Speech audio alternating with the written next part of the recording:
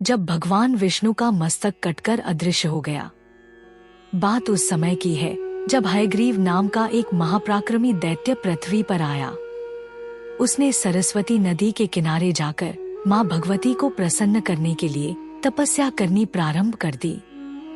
अन्न जल का त्याग कर वह महामाया के बीज मंत्र का कठोर जाप करता रहा।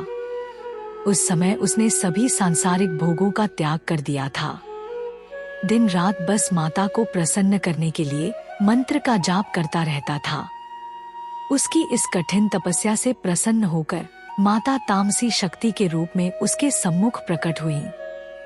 प्रकट होकर माँ ने कहा, हे वत्स, मैं तुम्हारी तपस्या से अति प्रसन्न हुई। तुम जो चाहो वो मांग लो, मैं उसे अवश्य ही पूर्ण करूंगी। माँ भगवती की प्रेममयी वाणी सुनकर हयग्रीव की प्रसन्नता का ठिकाना न रहा। उसकी आंखों में अपनी सफलता और मन की प्रसन्नता की नमी उभर आई। वह माँ भगवती की स्तुति करते हुए बोला, हे ममतामयी माँ, आपको मेरा नमस्कार है। आप आदि शक्ति स्वरूपा व जगत का कल्याण करने वाली हो। अगर आप मुझे से प्रसन्न हैं, तो आप कृपा करके मुझे अमर होने का वरदान दे दें। इतना सुनकर देवी ने कहा, हे दैत्यराज, यह मृत्यु लोक है। यहाँ जो आया है उसकी मृत्यु निश्चित है। ये प्रकृति का नियम है और इस नियम को तो स्वयं त्रिदेव भी नहीं बदल सकते हैं। किसी प्राणी मात्र के लिए अमर होना संभव ही नहीं है। स्वयं देवताओं को भी इस लोक में आकर कार्य समाप्ति पर मृत्युलोक से जाना पड़ता है। इसलिए तुम कोई अन्य वर मांग लो, वह मैं अवश्य ही तुम्हें दे सकती हूँ। यह सुनकर हयग्रीव ने कहा, माता, आप मुझे अमरत्व का वर नहीं दे सकती हैं, तो कोई बात नहीं। मेरी आकांक्षा ये है कि मेरा वध ऐसे मनुष्य के हाथों हो जिसका सिर घोड़े का हो, अन्य कोई मुझे न मार सके। यही मेरी कामना है। आप इसी को पूर्ण कर दें। ऐसा ही होगा। ऐसा कहकर माता अंगतध्यान हो गई। वरदान पाकर हयग्रीव की प्रसन्नता का ठिकाना न रहा। खुश होकर वह अपने घर को चल दिया। हयग्रीव उन देवी से वर पाकर अजय हो गया था।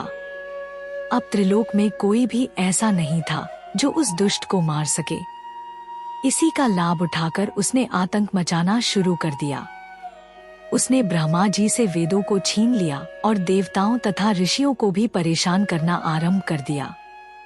उसके आतंक के कारण यज्ञादि कार्य भी बंद हो गए और सृष्टि व्यवस्था भी बिगड़ने लगी। यह देखकर ब्रह्मा व अन्य देवता भी भगवान विष्णु के पास गए।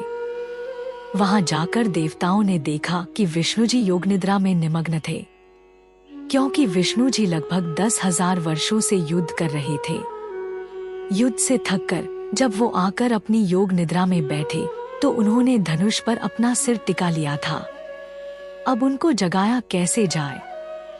यह सोचकर ब्रह्मा जी ने उनको जगाने के लिए दीमक नामक एक कीड़ा उत्पन्न किया। जिस धनुष पर विष्णु जी ने अपना सिर टिका रखा था, उस धनुष की प्रत्यंचा चढ़ी हुई थी। यह काम करने से भविष्य का भाग मिलेगा, यह सोचकर उस कीड़े ने धनुष की प्रत्यंचा काट डाली।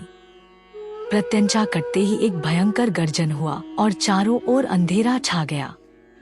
जब कुछ समय बाद धीरे धीरे अंधेरा कम हुआ तो देवताओं ने देखा कि भगवान विष्णु का सर उनके शरीर पर नहीं है। भगवान विष्णु का मस्तक कटकर अदृश्य हो गया था। जब देवताओं ने विष्णु जी के कटे हुए सिर को देखा तो उन्हें भयंकर दुख और पश्चाताप हुआ। किसी को कुछ समझ ही नहीं आ रहा था। भगवान के सिर रहित धड़ को देखकर देवताओं के दुख की सीमा न रही। तब सभी देवताओं ने इस विचित्र घटना को देखकर भगवती की स्तुति करने लगे। उनकी प्रार्थना सुनकर देवी भगवती प्रकट हुईं। उन्होंने कहा, देवताओं, तुम तनिक भी चिंतित मत हो। मेरी कृपा से तुम्हारा मंगल ही होगा। भगवान विष्णु का जो सर कटा है, इसमें 2 कारण है। पहला तो इन्हें एक बार लक्ष्मी जी ने कह दिया था कि बिना सर के हो जाओ, क्योंकि लक्ष्मी जी को देखकर विष्णु जी हंस रहे थे। दूसरा कारण है हयग्रीव नाम के दैत्य का अंत करना।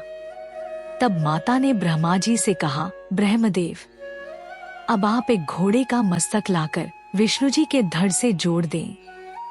इससे भगवान का हयग्रीव अवतार होगा और वे उस रूप में आकर ही उस दुष्ट हयग्रीव दैत्य का वध कर सकेंगे।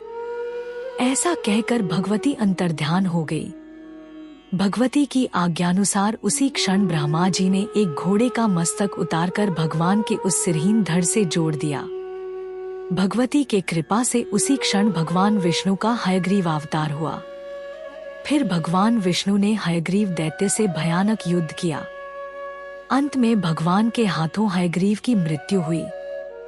हयग्रीव को मारकर भगवान ने चारों वेदों को ब्रह्मा जी को सौंप और देवताओं तथा मुनियों को संकट से मुक्ति मिली।